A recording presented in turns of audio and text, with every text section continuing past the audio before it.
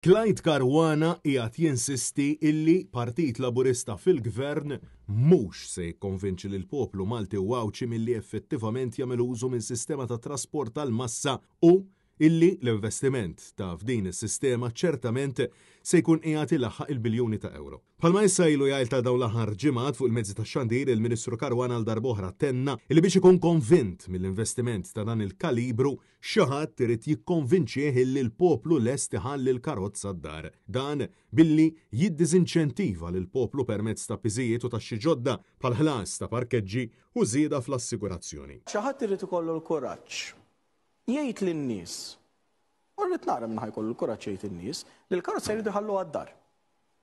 Li ma jużawix aktar iċ-ċavetta. Mela. Għaliex biex il-metro tkun feasible. Suppost li tad-divojta. Biex it-tram tgħaddi, suppost tad-divojta. Ifir ma rridu nkunu mbagħad ngħidulhom in-nies illi jisma' fej mhux se jkollok fejn tipparkja u fejn tipparkja titħallas. Illi hemm barra ikun hemm bil fejn jgħidu isma' l-liċenzji se jgħidu daqshekk. Biex tipparkja se tkun iktar diffiċli, biex tipparkja titħallas u dawn l-affarijiet kollha, meta jsiru dawk id-dikjarazzjonijiet miż-żewġ naħat. Nibda nemmen illi proġetti hekk jistgħu jkunu possibbli.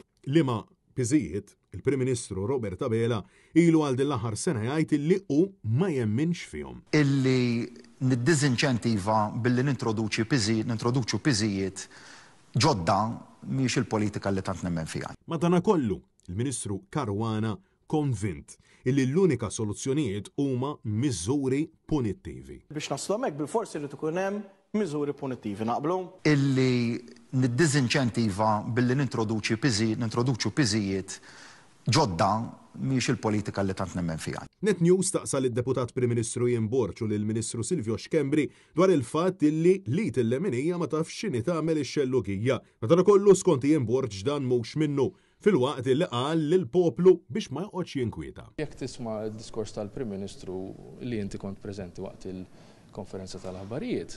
L-intervisti mhumiex l-istess imbagħad, jiġifieri mad-diskors, qed tifhem. Toqgħodx tinkwieta, sa npoġġu.